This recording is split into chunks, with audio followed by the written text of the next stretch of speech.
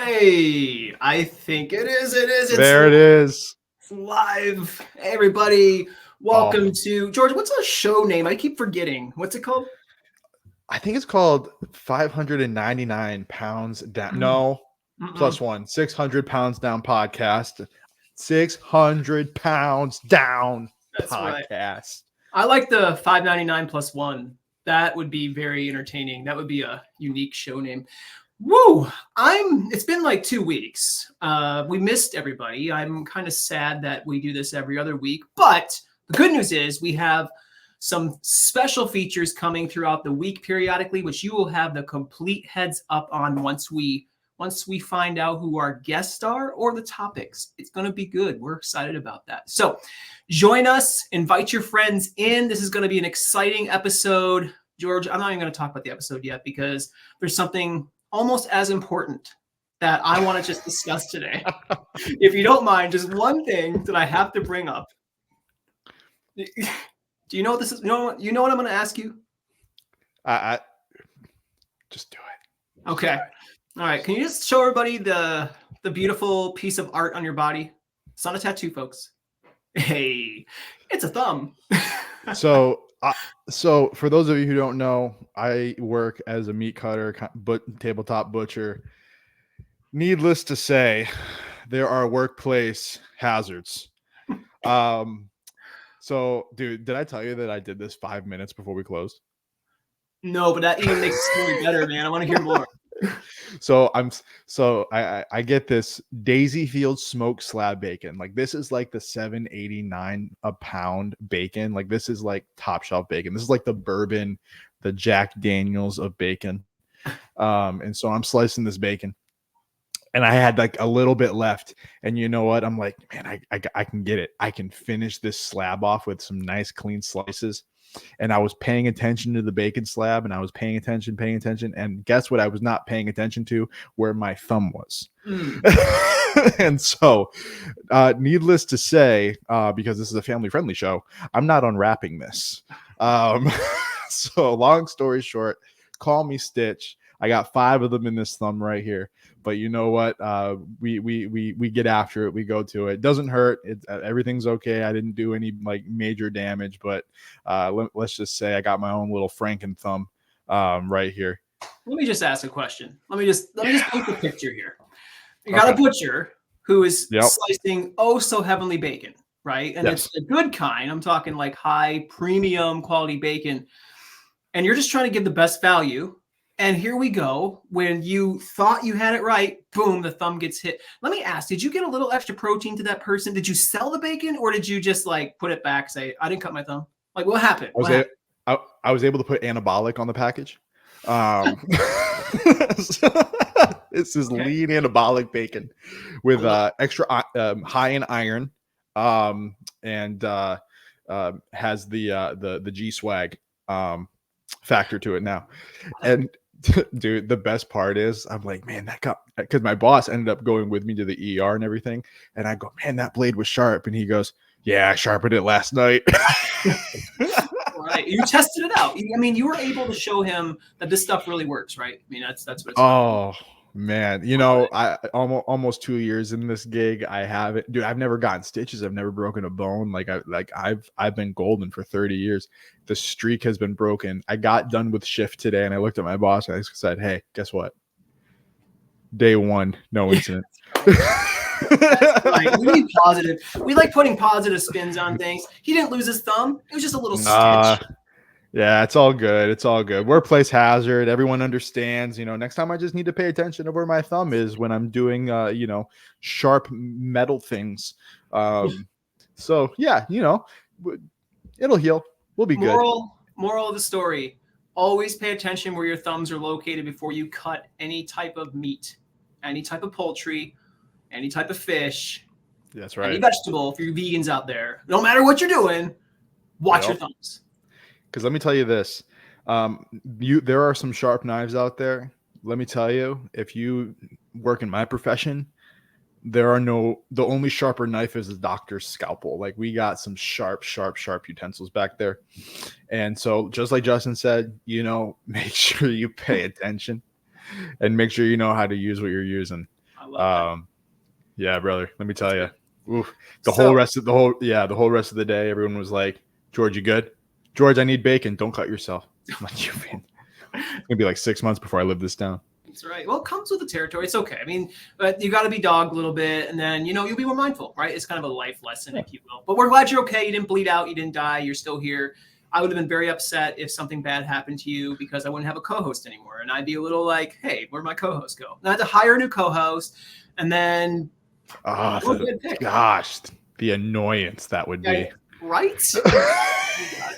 Anyway, let's bounce, man. This is going to be a fun episode.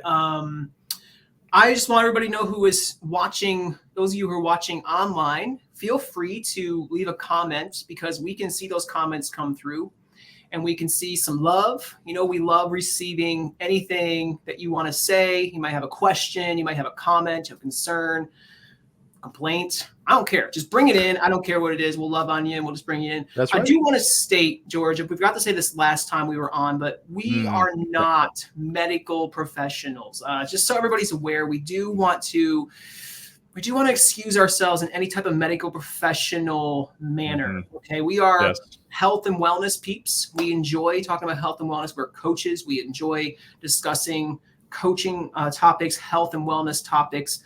But anything that you need with your health, regarding your health, we're not here to diagnose you or treat you. We definitely ask you to talk to your medical professional team if you have any medical professional questions. We're not qualified to discuss. Okay. There's that. 100%. Absolutely. Yep. I also want to say, oh, look at this. We got some love from Eric Gillihan. Did I say that right? George, help me. Dude, get a Han. It's in the back of the Han. It's back there. You're gonna bring it up. Eric's like, dude, I'm not coming back on here. You can't even comment. Bro, that's what you get when you leave the first comment. All right. I mean, we love you, man. Look at this. Look at this. Our good friend Larry Petrie.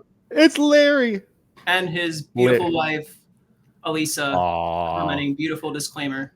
Appreciate that about him. He's good. He's a good egg. So Larry actually, speaking of Larry, before we jump into Jen's story, Larry actually reminded me of my somebody I looked up to, George. I don't know if you ever heard the name Richard Simmons.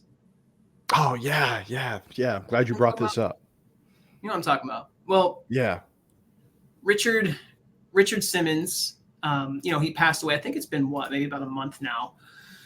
And he was a fun dude. Like, he was very energetic, sporadic. I don't even know how to describe him. There's not enough adjectives in the world to describe the guy. And I just found him to be very inspirational and encouraging. And so he actually called me up one day. He literally called my phone, and you can't escape the voice, man. Like, you just know, you know how he talks, right?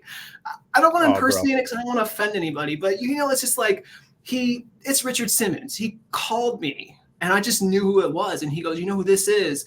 And I said, "Kind of have an idea." And he's like, "This is Richard Simmons." And we're talking I'm like, "This is amazing." And I'm like awestruck and starstruck because I looked at this guy like he's on TV, he's on these videos, sweating to the oldies, right? All these fun things.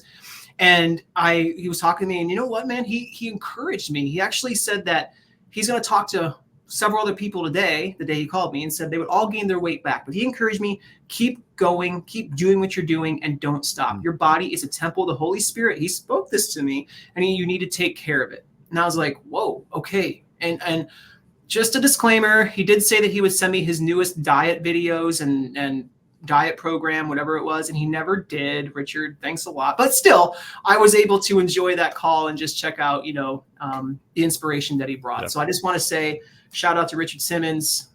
He lived a great life of health and wellness. And I just appreciate his example and not care what people think about him. He just did what he wanted to do. And he just wanted to change the world and change the health of others. And so I just want to shout out, rest in peace, my brother. And, thank you for the message that you sent to the world, because it was absolutely phenomenal and it inspired a lot of people. So shout out to Richard. Okay.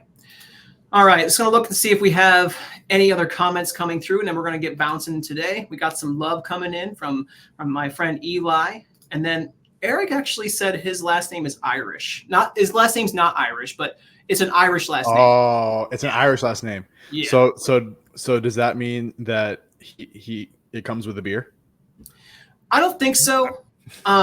It could. I mean, we'll find Beer out. has calories in it. The show's still going to go on.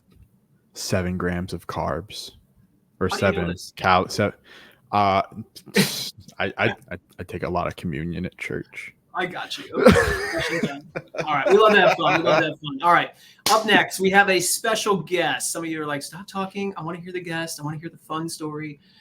Jen, our friend Jen, is going to be coming up here soon. And she has a pretty crazy story. Like and how I want to set this up is I actually connected with Jen probably about Jen, I'm so sorry, about 2 years ago or so, a year and a half ago. And we were going to be, talking about coming onto my podcast, right, on 600 Pounds Down. And we didn't connect to do that. Well, then the podcast went into hiatus for a little bit, and it was like, oh, it must be sleeping, right? So now we are back. We are back and better than ever. Fun, having a good time, talking about health and wellness. And then we see Jen, and I said, hey, we need to connect. And so I connect with her again over Facebook. And then we decided to put together some opportunity for her to talk. So Jen, you do have some love on here, by the way. We got David on here, proud of Jen's progress. We Eric, let's go Jen. So you got your fan base on here, which I'm happy. I actually I think him and I connected a while ago too. So anyway, lots of fun. We're gonna have a good time. George, if I keep saying anyway, please stop me and say stop saying anyway. Okay? Because I'm actually keeping a tally on my end. I'm keeping a tally of every time you say it. Are we at like 20? I don't know. If it gets too much longer, I'm gonna have to go from you owing me $1 to owing me $0.25, because it's gonna add up. I like it. I don't like this. We didn't agree to this. Okay. All right, friends. We're gonna get started. I'm not gonna say those words because I don't want to owe George any money, but we're gonna have some fun. We're gonna have some fun. It's gonna be a great time. Stay tuned. Up next, we have our friend Jen. And she's going to be sharing her story of dropping, you heard it right. I wish I had a drum roll, like 150 pounds down. And then she's still following her journey. So we want to just have her share her experience, talk about how she did it, and of course, just share her story in general. She's an awesome person, great heart, a passion to help others, and a passion to get her story out there to inspire. So up next, we have Jen. Stick around because it's going to be exciting on 600 Pounds Down. And I was given a death sentence at the age of 16. I became a slave to food and to fear. 799 pounds. 799 pounds. But here I am today. 600 pounds lighter. And I'm here to share my story with you to help you improve, to help you find your way, and to help you become a more motivated person. I'll be your inspiration. Here we go. Let's do this. He's been on the Today Show, The Doctors, in the National Enquirer, and in newspapers and magazines all over the country. Don't miss the 600 Pounds Down podcast featuring Justin Willoughby.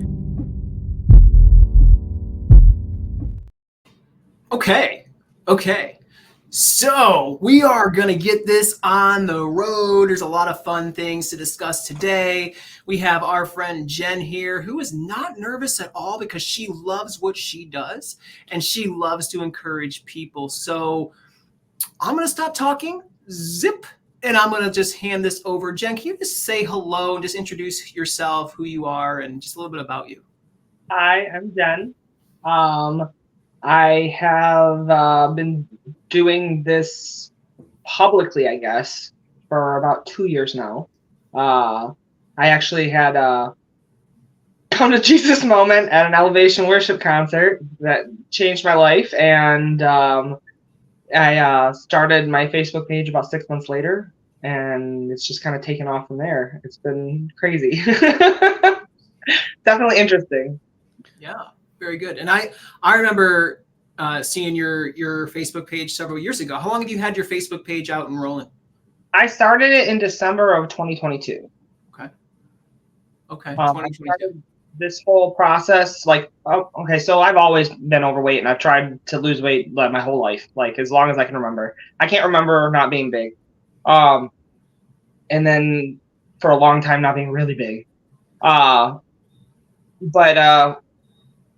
in April of the end of April in 2022, I went with my husband and a couple of friends to an Elevation Worship concert, and I had just had my youngest daughter in December of 2021, and I had maxed out at 478 pounds, and when when I had my first daughter, I had lost so much weight so quick, and it didn't happen with the second one. And I was dealing with postpartum depression, and there was a bunch of stuff that just kind of added up. And I went to this concert, and when I got there, we were only a quarter mile from the venue, and it took me a really, really long time to get there. I think we were already running late, like a half hour behind what we wanted to be.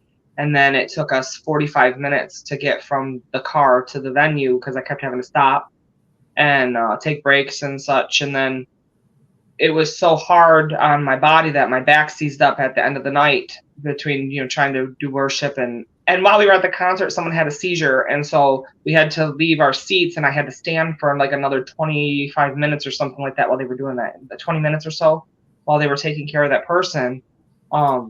But it just adds up when you're that heavy, and my back just kind of gave out on me, and I had to get wheeled out at a special entrance, and my husband had to come pick me up, and it was just bottom. I was like, I told my husband that night, I was like, if I don't do something, I'm going to die. So that was probably a really embarrassing moment too. I mean, with attention all on you, right? Like everybody's watching, and I don't think, and George may have some information on this too, but when you're a person who is overweight, a person who does struggle with their weight, I was very insecure, right? And walking into any place, if I had shorts on, or if I had, I just didn't want people to see me, because I was like, wow, I'm ashamed of myself. And anything to draw attention to me would make me feel very insecure. The biggest thing is the breathing. When I would have the heavy breathing and the sweating, I would be sweating profusely and just couldn't catch my breath. And I always felt like people were watching me, Another thing that always used to drive me nuts, and it's still something I struggle with, I can't stand people watching me eat. It bothers me. Totally understandable. Totally get that. Yeah. And so it's like always, I always feel, not so much anymore, but especially when I was at my biggest, it was almost like I could see them looking at me like, why are you eating? Like, stop eating. It could be the first thing I ate that day, and it could be a flipping banana. But for me, like in my head, I would be like, they're watching you, I got Moose and my friend Moose and Eric, both of them were on there saying, "Hey, throwing some love out to you." Love it. They're part of my shrinkies. They're part of your shrinkies. When we had. Yeah. Oh, go ahead, Justin. Oh, I'm sorry. No, when I first started my page, not too long after I started my page, I started following a couple people, and I ended up commenting back and forth, and then direct message and stuff, and so we just ended up with this little group of us that do this stuff together. Gotcha. It was really hard doing it alone. So. It's good. Support. You were saying something, George. Go ahead. Well, so like, Jen, you were talking about, you even to this day, don't like when people watch you eat. For us, at least for me, when I was bigger, it's all my personal insecurities was everyone's first priority. You know what I mean? It's like everything that I was dealing with my own self. My weight, the way I looked, the way I was eating, the way I felt like everybody could see just right. Like everyone could see it. And I remember when I maxed out at 310 back in 2017, and it would be summertime, and I live in Western New York, so it can get decently hot, 85, 90 degrees in the height of the summer, and I'm wearing 2 t-shirts at least. I'm not wearing shorts. I'm trying to hide the fat rolls. I'm trying to hide the stomach. And for me personally, I would carry it all in my midsection. And so like I'm wearing these, I discovered extended tees. Like, oh my gosh, that's all I wore. All I wore was extended tees, trying to hide everything because I just didn't want people staring at me. And that's actually when I developed like this. I have a pretty outgoing personality. So I'm like, all right, if people are going to look at me, because I was big my entire life. As long as I can remember, I've been a big guy, or I was a big guy. And I developed this personality. I'm like, okay, if people are going to look at me, we're going to at least have this like outgoing, happy-go-lucky kind of personality. Because at least then, you know, I have something to go with here. That's a positive direction. By the grace of God, you know, it's, you know, I've been able to keep that personality. But, you know, I look back and I can kind of see where I developed these things. I'm 30 now, and I'm still, you know, I've lost the weight now since probably like 2019. 2020. I've been about this size. It's almost 4 years, and I'm still like, I still got loose skin. I've still got stretch marks. I got cellulitis in one leg and everything. And I'm still, you know, struggling with personal appearance. And it's one thing when you have some of the stuff on the inside and it's not like people can't necessarily see it. You know what I mean? Mm-hmm. But you can't hide. I mean, there's nothing that you can do to hide. Like, you can try to, but you can't. Like, people are going to see you, and they're going to see that you're bigger.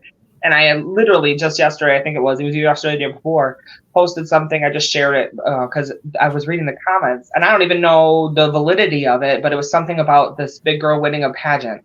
And the comments in there were awful. Like, the things that people were saying to her were awful. It made me so sad.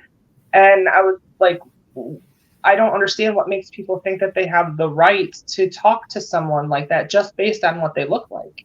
Like, that her character isn't, you know, she isn't defined by her looks. I mean, she's defined by her character, and your character is shaped by how God shapes you as a person. You know, right. Like,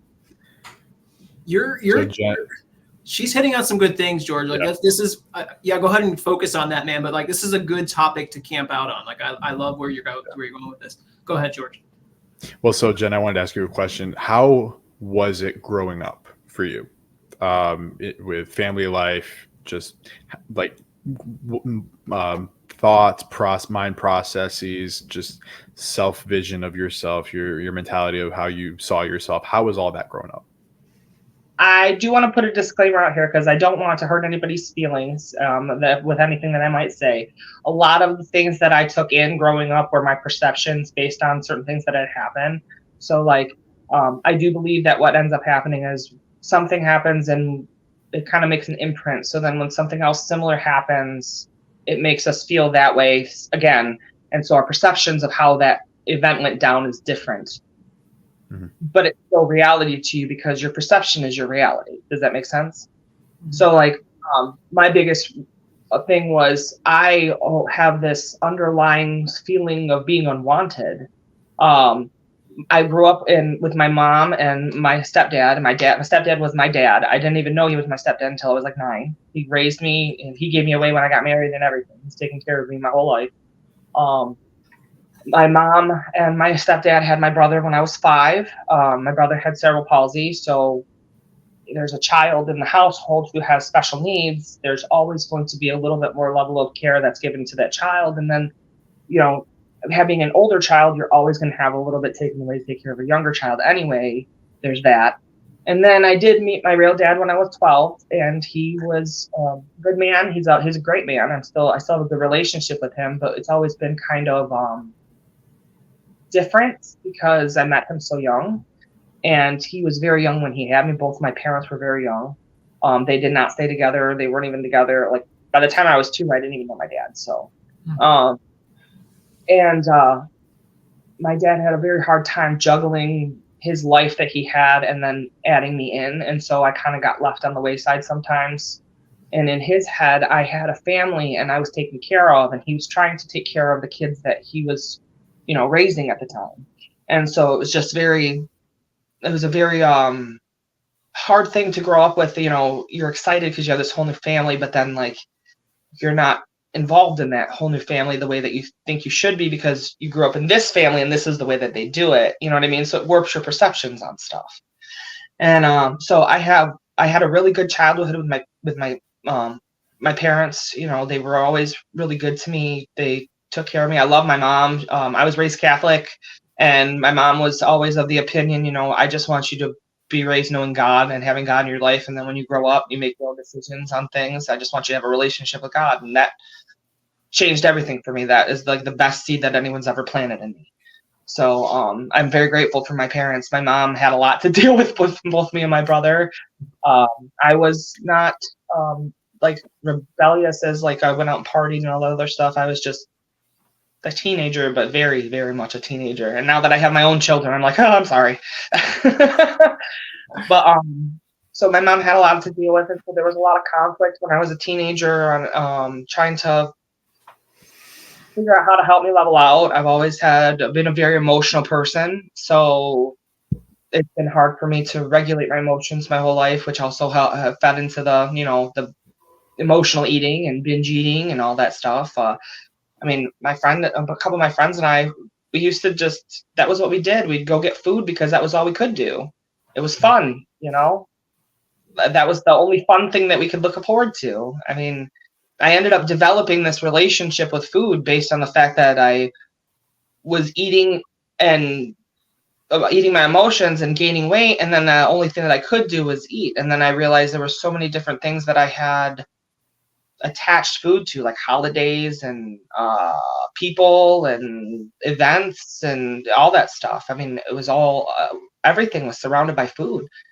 And straight up, I went in total relapse like for the last 6 months, and just like the last month or so, I recognized that I was doing it, and I gained 25 pounds, the pounds that I had lost back, and I'm working on dropping it back till I can get back to what I dropped.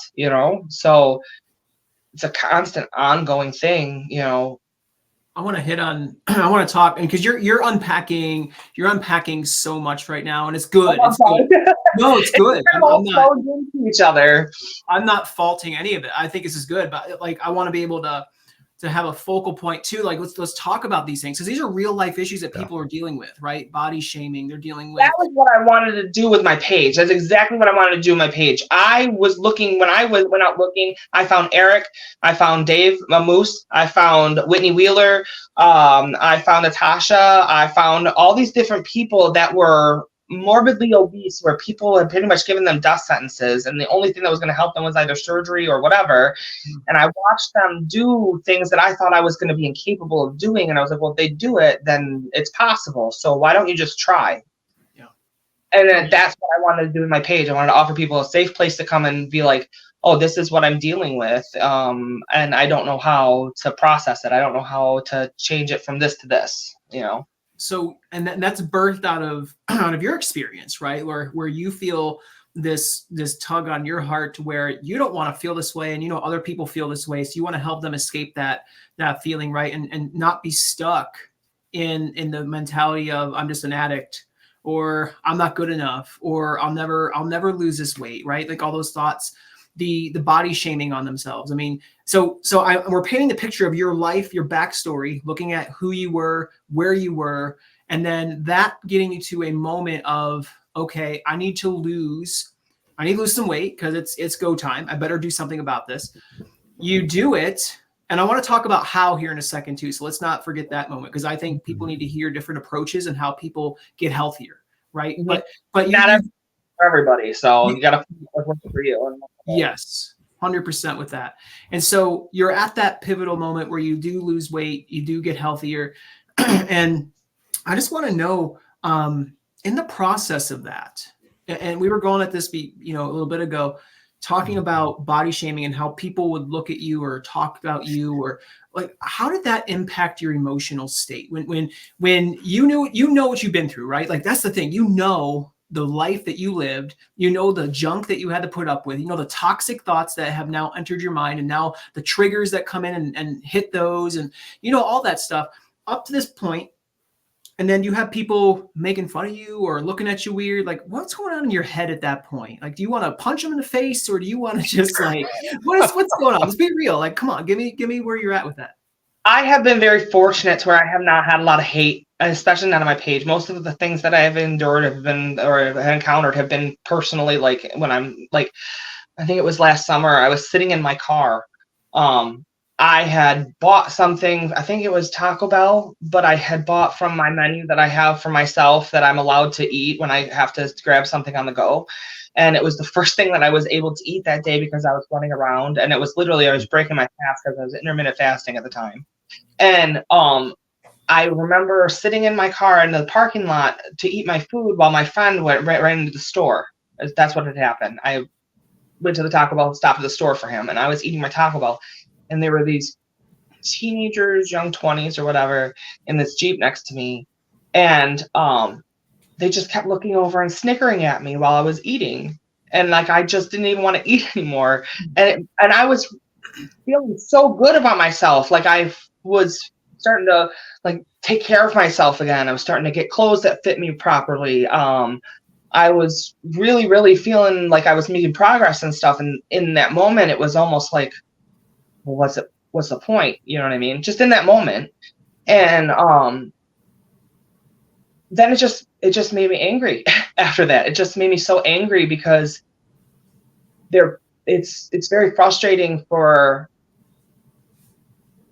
people to not understand how much work goes into this, and then it's discouraging to feel like that's for nothing in that moment. Do you know what I mean? It really does take so much work, and it takes it's really hard. Like it's not just physical. There's so much mental stuff that comes with this journey. I could not believe, like, I was like, oh, I'm just going to work out and like everything's going to be great. And like, I'm just going to drop this weight and everything. But then the only thing that helped me was going into therapy and unpacking all of the crap that I was burying. Yeah. That was what I was eating for. And as I unpacked it, just weight just fell off. I mean, you know, George, there's something called the subconscious mind, right? Like it's the stuff that we kind of just have in the back hanging out. So you got, let's just kind of cut the brain. I'm not going to get all like, I'm not going to get all terminology on everybody knowing everything about the brain because I don't. But I do know that there is a process. My couch while you talk now. I love it. Counseling session. So the truth is there's this subconscious part of your brain where things just kind of hang out there. There are thoughts that you don't even recognize or remember, thoughts that you don't even consider that are issues. And truthfully, when somebody exposes that trigger, that moment, things start to, whoa. And there's this mindset that begins, and we start to feel just really defeated, right? And we start to feel like, we're trying everything. And here we are. There you are, Jen. You're still there. We try everything, but it just seems like I just can't get past this. And George, I look at this and I think it's important to recognize, because words hurt. And thoughts, memories of what people said about us hurt, right? I think it's important that we identify when we say something to somebody or do something to someone, we don't know what they've been through. We don't. We have no idea the process it took them to get there, how long they've been trying to shed fat, get healthier, whatever it is. Maybe get off the bottle, maybe get off the food, get off whatever. We don't know their journey. And here we are. And I've learned this over the years. As a young person, it's easier to be judgmental and critical. But as a person who's now more mature and has been there, you kind of look at a person, you say, my eyes like tear up sometimes when I see people, because I know the work that they've had to get there, or I know the abuse they may have to put up with to get where they're at today. Like, it's not fun. Before we get on Jen's story, George, do you have anything do you have any moments where people would make fun of you or say crude things to you or anything like that? Well, so I honestly didn't really even give people the chance because I was huge into the self-deprecation. Just, if someone's gonna punch me, I might as well be me first, and not even give them a chance, and maybe I can make them laugh and we can move on real quickly. But like that's, I remember back in college, my freshman year of college, I went from 230 to 280. I gained 50 pounds because I got a job, I got a car. And there were a lot of restaurants to visit and a lot of college discounts to use. And and that's just what we did. What do college kids do when they get together? Well, let's go get some pizza, or let's go grab a sandwich. At the time, my favorite restaurant was anything that ended in buffet. So we just, whatever buffet was available. And one of the things that I remember that was embarrassing sometimes was when I would sit in a chair and I didn't know if the chair was going to hold me. Mm. Especially like these old restaurants. Everyone's nodding their heads. All right, put it in the comments. Come on. I know there's more people in those comments that had this situation, but you sit in a chair, or you haven't eaten you haven't eaten all day. I want this food, and you're sitting there in a public place in the middle of the restaurant, and here you are as a big person eating a decent sized plate of food. Eric, yep, 100%, brother. And so, it's these things, these little things that I could not believe would drive so many like decisions that I would make in my life. I mean, when I was 310, what kind of car am I going to buy that I would fit in? Mm-hmm. Now, that's not a cheap purchase. Buying a car is not a cheap purchase, but me being able to like physically drive this, because I'm also 6'2", I'm 6'2", so I was 6'2", 310 pounds. Me driving around in a 4-door is not necessarily going to work out for me very well. But yeah, it's these things, man. Like these things, if you run into 10 people who have a singular thought about you, they may have thought about you once, but you have now interacted with 10 people throughout your day 10 times. Mm. And it just compounds and it compounds and it compounds. And then you internalize it, which makes you feel worse. Yeah. And then you run to the only comfort that you've trained yourself to run to, which is food, which only makes it worse. So it's this vicious cycle of things. I hear that. And so then we think, it's going to comfort us, and it actually doesn't, right? It's like, it's not really there. Yeah. It's not going to lead to anything good. I'm not sure if Jen is still with us or not. Jen, are you still there? Are you still there? I'm here. Okay. Your image froze, but we can still hear you. So that's good. So we want to bounce into your story a little bit more, since you're our guest here. And friends, if you're on here supporting her, like, just show some love. I see right here, David, he said, Jen, Dennis can't comment, but he said he's very proud of you. Look at you getting some love out here. That's good. That's really good. It's a lot of support. So love it. But yeah, let's continue to just paint your story. So what were your go-to foods? Like, so you overate obviously to get to a bad place because you looked at food differently back then, right? Can you paint the picture of your journey a little bit and how you projected up? What did you eat? What was your activity like? And then how did that morph and change into what you did recently to lose 150 pounds? I kind of want to hear the contrast between both lifestyles. So I ate the most I could get for as cheap as I could get. It was mostly a money game. It was in my head. It was always so hard to eat healthy because the amount of food that I would have to match to feel full, as far as healthy foods would go, compared to like the carby foods that you get at fast food. Think about it at fast food. You go into a fast food place when they had grilled chicken and they don't have anymore. Yep. When you would go into a fast food place and you would go to get a grilled chicken sandwich, that was like $7 for a sandwich, but you get a McChicken for $1. Yeah. You get what I'm saying? So it was always a money game as far as that was concerned. And it was also convenience. So I started finding things that were convenient, or substitutes for like the things that I would really like, because I would really crave. Like Burger King was one of my biggest craves, and Taco Bell was another one of my big craves. I don't have the craving for Burger King like I used to anymore, but I still get that craving for Taco Bell. I don't know why, but I love Taco Bell. So I do like substitutes. Like I'll make my own nachos, or we do tacos at home, or Oop, she dropped. Okay. So this is why we have co-hosts.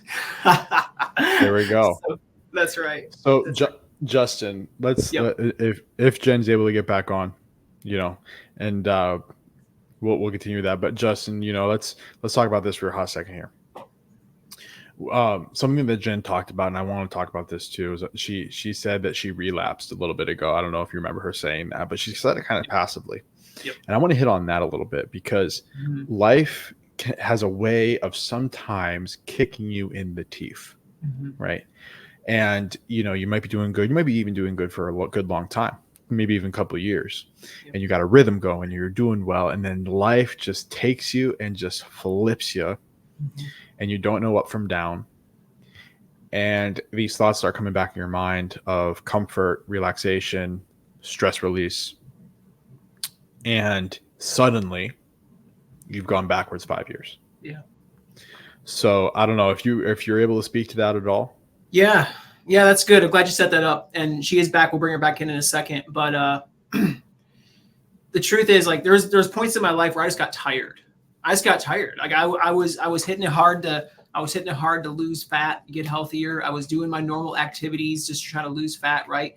I was eating foods that I thought were boring, but my friends were eating the hot pizzas and the hot sticky buns and this and that. And I'm like, come on, and eventually after losing, I don't know, I think I got 400 pounds down at one point. And then I gained about 50 to 60 pounds back. Well, I wouldn't say 50, it will say 40 pounds back. And then I had to lose that again and then lose some more on top of that. And then a couple of years ago, I went through a hard time in my life and I put on another like 40 to 50 pounds again. And here I am thinking I have all the answers. I'm a coach. I'm doing great. And guess what, man? I was still exercising. I was still doing my thing. And I just relapsed. And here's the thing too, when you're stressed out, that cortisol level will rise. It'll make you hold on to everything and anything that you consume because your body's in stress mode and it thinks I need to hold on to things. And it's just not a good place to be. So I can speak to that. I know what it's like to let go. I know what it's like to say, I just want to break. I know there's a point where we're so stressed. We just got to go to food as a crutch and a stretcher even to carry us. And we don't need to do that. I've been there. But the good news is this. There's a way out of that. And that's the beautiful part. It's recognition. It's recognizing that there is a way out. There's recognizing that I don't have to stay in this. And once you comprehend where you're at, you then can stand up underneath that now and say, this is where I'm at. And you have two choices in that moment. Think about it. I'm going to keep going on the road that's leading me down a road I don't want to go down, that I've been before and I hated who I was.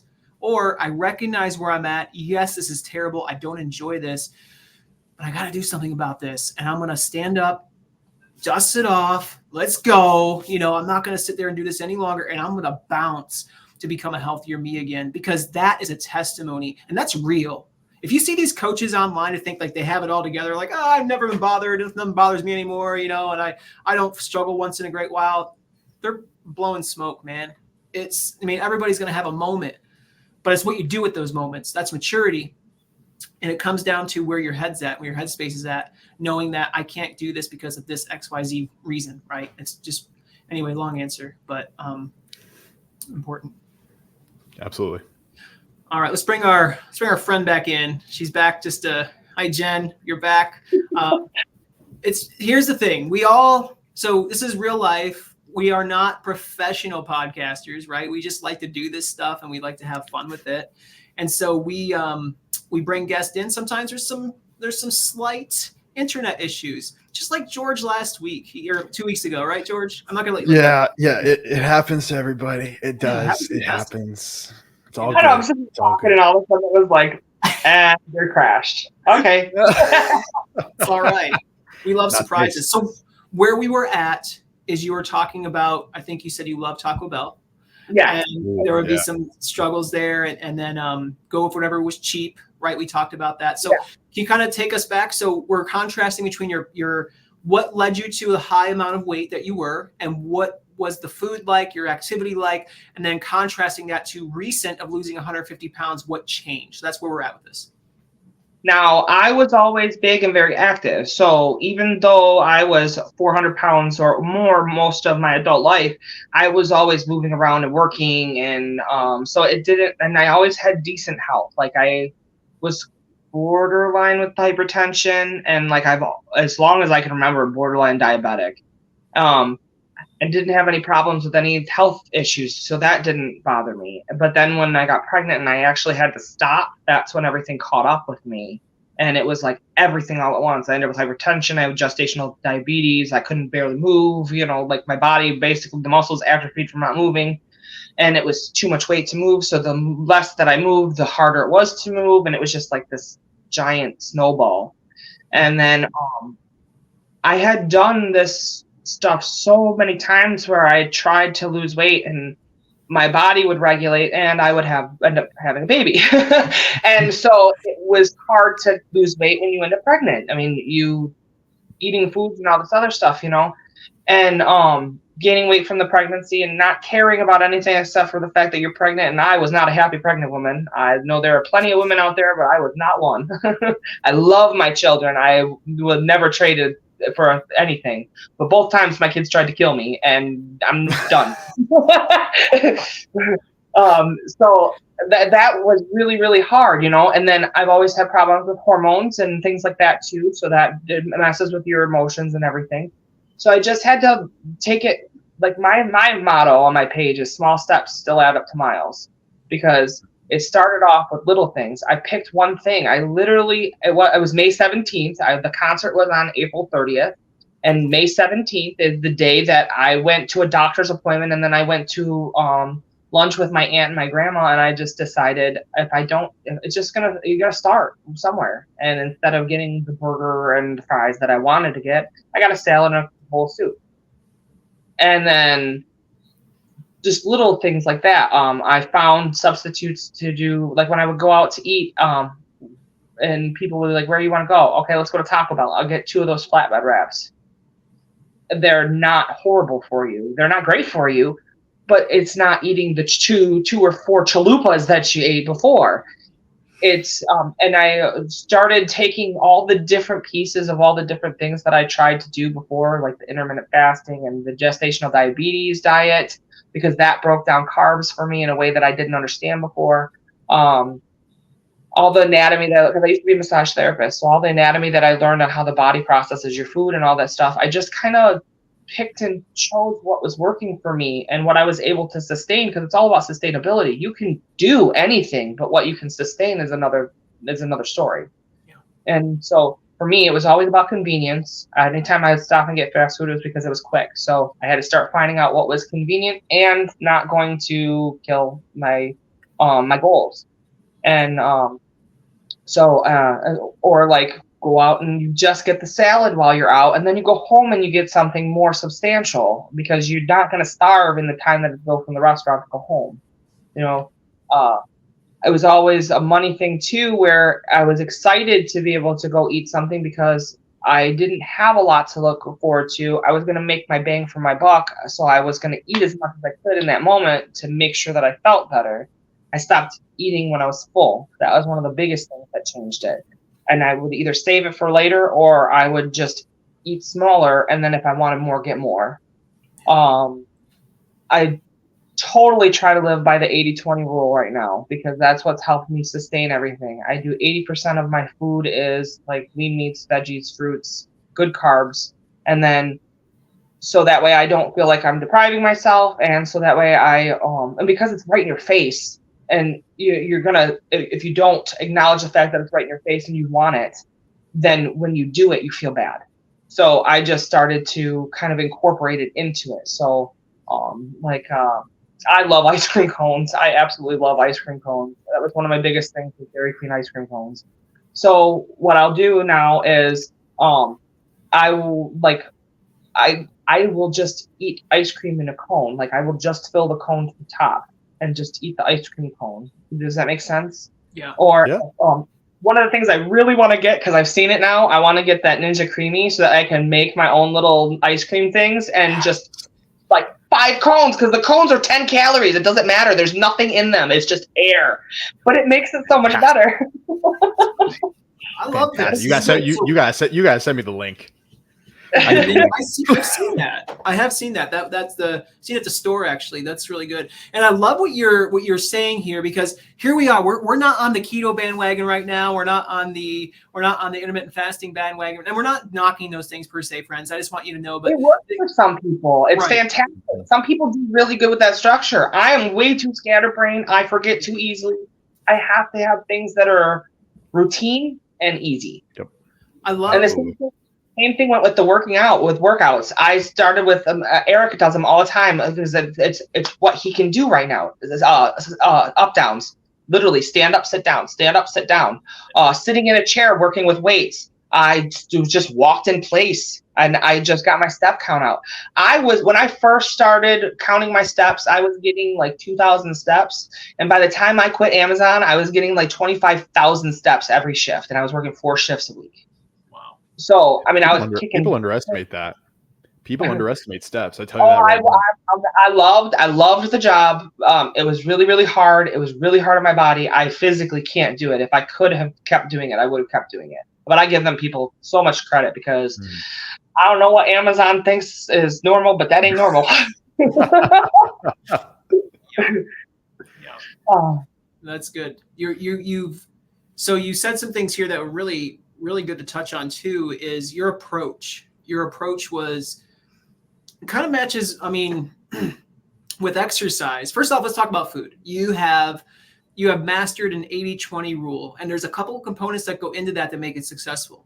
Number one is you have to have a self-control to make it 80-20, right? You can't just, for some people, if they go, I'm going to eat like, 20% not so healthy, and they go 50% because they just can't help it. After one bite, they got to have more, versus somebody who's in a healthier place who says, I know what healthy fruits, healthy vegetables, and y'all are on the bandwagon right now saying fruit's not healthy. There are some fruits that are healthy, friends. We'll talk. That's not about this episode, but I just want you to be clear. I want to be clear here. Healthy proteins and healthy God foods, created foods that are here to give you life, right? Those things are going to be vital and important for your health. And you recognize those things are going to bring life to your body. And the other things are just treats. And I love how you're able to do an 80-20. And here's the other good thing that I've taken away from what you said. You don't beat yourself up if you have a little bit of ice cream. I love your substitutions. I love your little, hey, I'm going to have this instead of that. I'm going to go this much instead of that much. I mean, you're on that's a lifetime journey, something that you can sustain beyond other things that some people just can't. And you found your rhythm. So I love that. And I also love your exercise sessions, right? Like, because you might not be able to go out and run miles. But guess what? You can simply just walk in place. You can simply just go up. I mean, that's what I did when I first started to lose my weight. I did stand up, sit down, stand up, sit down. When you're sharing with me and the world right now on your exercise sessions and what you did there, I relived it in my mind because that's exactly what I had to do. And you had to start somewhere. There's no other option. And that's the thing is I wouldn't have, that's why I did all this. I wouldn't have known any of that would have done anything if I didn't watch other people do it. People don't realize, to just sit and be that weight, you burn more calories than somebody who works out. Yeah. It's just your body working. Like you actually burn more calories. Like example, I think I did the calculations and I could eat like 2,800 calories and still lose weight because I was so big just by doing normal everyday activities. Because you're carrying all that weight around. Oh, another thing that worked really well, I didn't want to forget. Another thing that worked really well, one of the times that I was doing this, helped build up my core muscles. A friend of mine started walking in the lazy river at the community pool. And in the morning, we were able to walk against the current. And the water resistance from walking against the current was incredible. It took all the stress off my back, my knees. So if anybody has mobility issues, the pool is your best friend. That's good. That's math. That's like weight math. That's great. Amazing. I really wanted to get back into the pool, but after COVID, they didn't open it up to other cities, so I kind of got. Yeah. Well, so let's talk about working out. What's more impressive? I said this to Justin a couple times now. What's more impressive? Not what looks more impressive, Justin. What actually is more impressive? Bench pressing 130 pounds for 12 reps, or being 200 pounds and being able to do 20 push-ups. What's more impressive? I can tell you for a fact that when it was February, I started my page in December, and February of the following year, I want to say, by then I had lost 91 pounds, and I decided that I was going to strap that amount of weight to my body and walk around with it. And so we strapped water bottles all over to my body and like into my and like backpacks and stuff on the front. Great idea. And the moment that the weight hit my chest, I started to cry because I couldn't believe it. I think about a month ago at work, I was carrying. I work in an auto parts store now. I deliver auto parts, and I'm carrying rotors and slinging tires all day. So I lift a lot of heavy stuff right now. But one of the things that I lifted when I first started was these batteries, and I was like, how heavy are these bad boys? So I looked up the spec on them, and they were 49 pounds a piece, and that was actually the picture that you had commented on. I held 2 batteries, one in each hand, and that was still 50 pounds more was on my body, and I was walking around it, and when the weight hit my feet, I couldn't believe it because I don't know how I did it. I mean, I didn't, essentially, but I don't know how I even functioned. Like, it's insane to think about the fact that I have, one, so much more to go, but that I've come so far from what I was. It's really Right. nice. I mean, I got guys that are strapping equipment to their lower back, their knees, trying to do like a 400-pound squat. And you're sitting here, if you're 400, 450, 500 pounds and you do a body squat, there are guys that put gear all over their body to be able to squat that on the bar. So when people are like, oh, well, they're just doing body squats, don't play. That's legit. Squat challenge. Oh my gosh. The Shrinkies and I did a squat challenge at one point last year. And I think I made it through like day 9 because it started out as like 15 squats. And by the time you were done, you were doing 90 squats in a day or 200 squats a day. I don't remember what it was, but it was nuts. And I got to like day 9 or 10. And I was like, yeah, I'm done. My legs, I can't take it anymore. I'm done. Yeah. That's serious. That's moving some serious weight. I mean, people Olympic lift that kind of weight. Yeah. It's your body can adapt, right? It adapts to what you're able. I mean, it's amazing creation that we can put. I mean, you can put up a lot of weight on this thing, and it really just adapts to that, and somehow gets us through. And we have to recognize how much of a blessing that is that God gave us a body that could, adapt to whatever it has to adapt to, and it's great. So Jen, David Moose just said squats hurt. Yes, my man. Especially the day after if you haven't done them in a long time, and then it's day after where you actually sit on the toilet. I don't care. Y'all been there, right? If you're into the squat challenge, you sit on that toilet, you're like, oh my gosh, it hurts. That's when you hold it. That's good. I can't do this. It ain't worth it. Yeah, it's so true. So Jen, we're kind of wrapping up here, and time just flies when you're having a really good time, hearing a really good story. And I know that there's probably a lot of questions. So feel free, everyone, if you want to drop a question for her, you certainly can. But I have a question for you, Jen, and that's simply this. And we're going to ask how we get a hold of you and how do we follow you and all that here in a moment. So don't use this time for that, because we're going to talk about that in a second, because I think there's a lot of good information still in your mind and mouth that you can share. So if somebody looks at you today and they're inspired by your story and they're like, this lady lost 150 pounds, that's fantastic. Now, Jen, how would you expect me to get started? Because we have a lot of beginners, we have a lot of, expert, even intermediate, expert, all sorts of different people watching this. But if they're a person who maybe is a mom or a stay-at-home dad, or they want to get started in a basic way, or maybe they have already gotten started but they're not sure what the next steps would be, what would you recommend to them? What are some things you would say to them how to get motivated to get going and actually get some success going in their lives? The biggest thing is you have to find what, like I said before, you have to find what works for you. It's okay to try more than one thing. It's okay to try things and it not work for you. Just keep trying more things. Consistency is the biggest thing. If you stay consistent, you will see progress. It may not be the progress you expect, but there will be progress. Keep trying. My biggest thing was always, just find ways to move. I started lifting my kids. Like when my youngest was a baby, I would literally just sit here with her like this and lift her up and down and up and down, and she would laugh, and it was just helping with that. When we did dance parties with the girls all the time. It's just about getting your body moving. The more movement that you can do, the better off you are. And if you can't do it, that's okay. Find something you can do and run with it. And then eventually, you have to remember, part of the reason that we're in the situation that we're in is because we got comfortable, and this part is always uncomfortable. People don't want to do the uncomfortable. It has to be uncomfortable in order for it to work.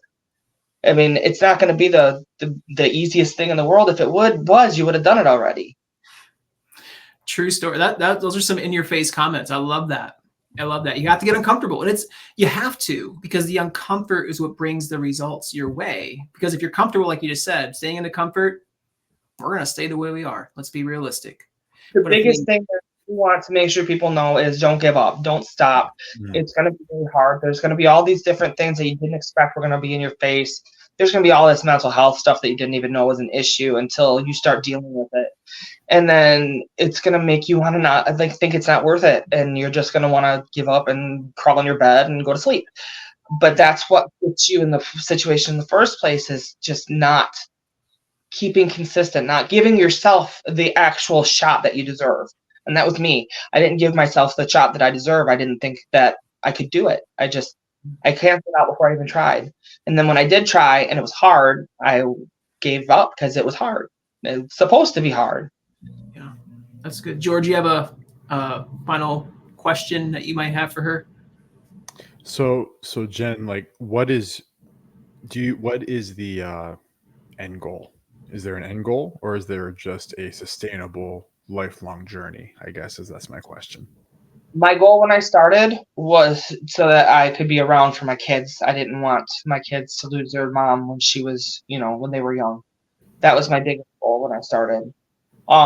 My end goal, as far as my weight, I would like to see Wonderland. I don't give a crap if it's 199. I don't care. I would like to see one in front of my number at some point in my lifetime. I'm very happy with the progress that I've made. I don't have any intentions of quitting. I'm going to keep going, and I really just want God to use me as a vessel and put me where he does. He just puts me where he needs me.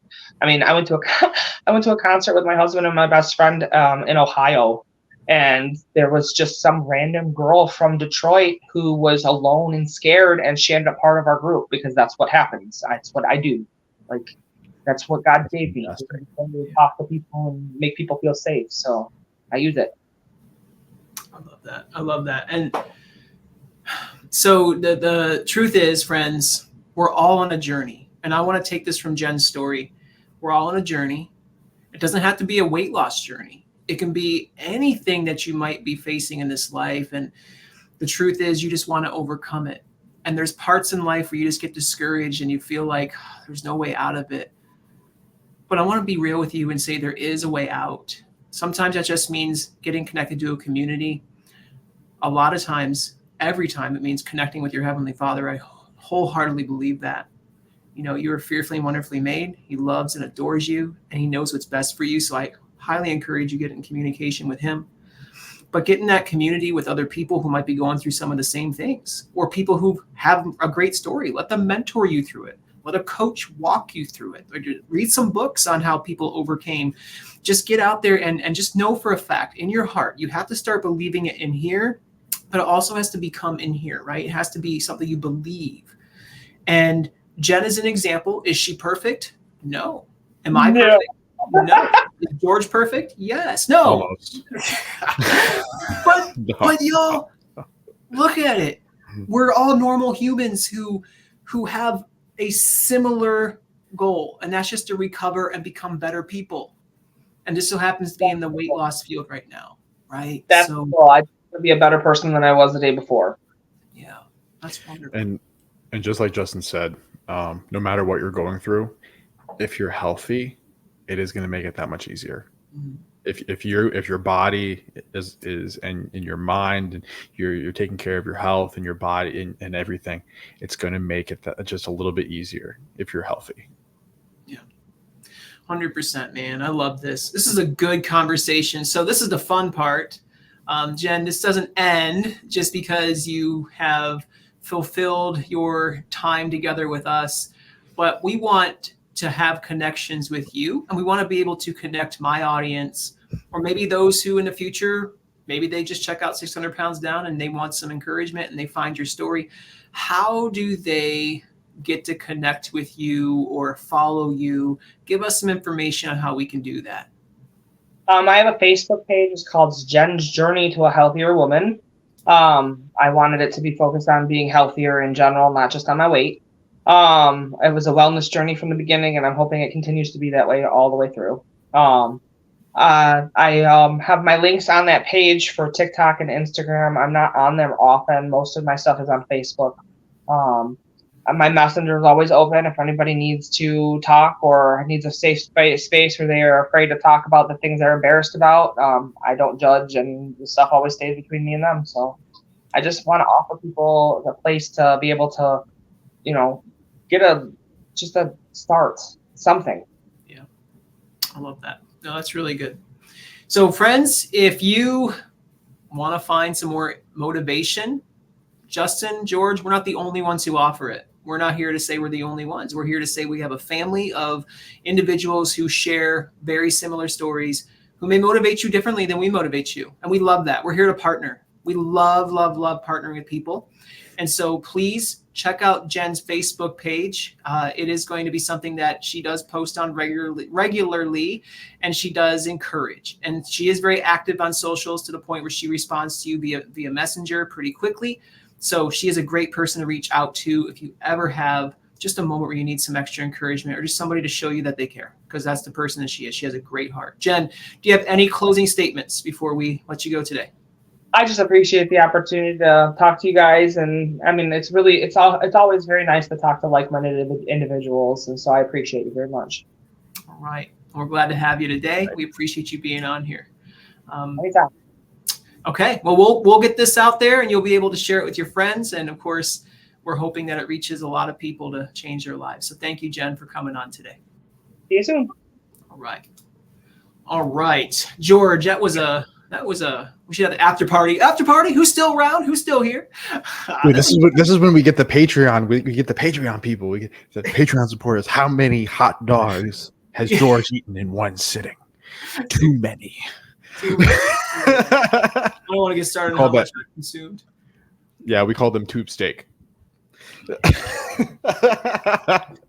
I've had so much food in my life. I remember like when I did wing nights, I would have like sometimes 35 to 40 wings. And after about 30, it just doesn't, after about 15, they just don't taste like anything. Just kind of boring. So stupid. Dude, man, like that was good though. That was good. And you know what? I think she speaks to a lot of things. Cause I mean, so she works retail. I work retail too. So like it can be difficult to like manage your health and wellness journey around that, because I mean, we've had conversations about this before too. Like, man, I got meat on my hands, I got blood on my hands most of the time, so that's a very good deterrent from putting food in your hands. But yeah, man, like you gotta make it work for what you got. It doesn't need to be perfect. I don't know about you, Justin. When I start something new, I go in 110%. And quite honestly, there are times where if I can't do 110%, I do 0%. And that's not a good thing either. Like that's my detriment. So if I can't do this the way I idealistically want to do this, then I won't do it at all. And that's a horrible mindset to have. It's a horrible mindset to have. That's a robber. It is. Yeah. It is, because then you do nothing.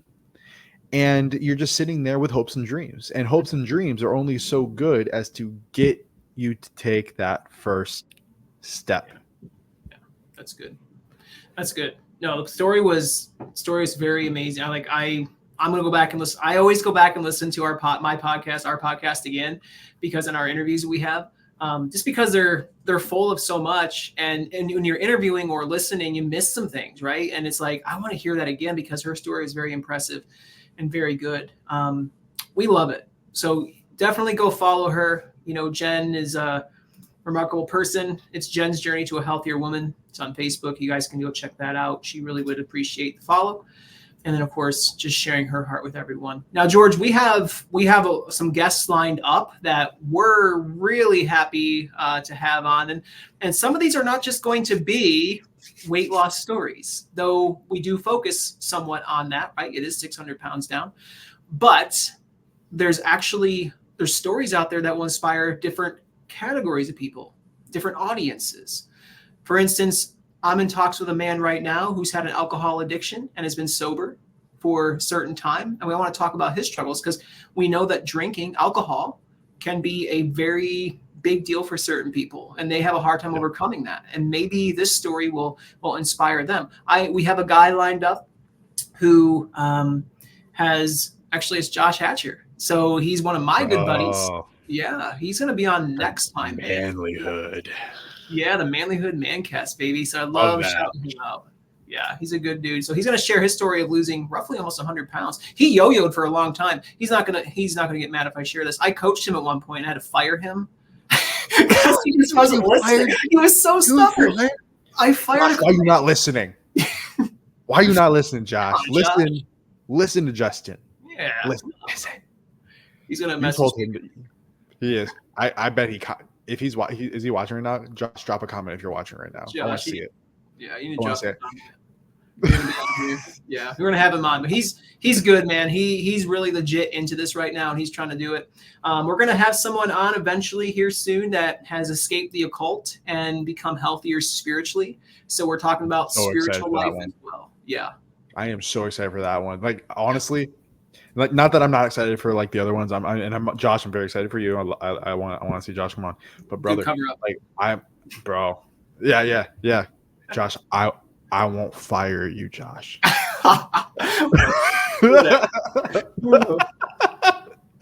You do you, Josh. And this is the part of the podcast where I embarrass Justin. He gets all red, speechless. Yeah. But bro, these next couple interviews we got coming up, very excited about all of them. I think, people like to take health and wellness and just use it as a physical aspect, and that's not everything. I know you've gone through stuff. I've gone through stuff that tests the multiplicity of health and wellness, whether it be emotional, mental, as obviously physical, but then spiritual as well. We're both professing Christians. We both believe in Jesus Christ, and we understand that plays a significant, if not pivotal and primary role in our health and wellness. And so I'm very excited to see all of these podcasts, all these apps kind of culminate together to give us a really good holistic picture. Oh, it's going to be great, man. It's going to be great. Now, before we go, we're going to head out here. Thank you for those who hung out with us. But George, ask me what I'm reading, please. The Bible. This is not the Bible. It's I believe it says "Made in His Image." Who wrote that wonderful, beautiful book? Well, George, I'm glad you asked. So the author is Justin Willoughby. He is a weight loss professional coach. He likes to write books. He is an author. He's a podcaster and a motivational public speaker. So those of you who have not picked up a copy of this here book, it's called Made in His Image. And it actually talks a lot of it about what we talked about today. Body shaming, overcoming addiction, getting past your headspace of, man, why can't I, get past this? Why am I triggered by certain foods? And it's a workbook.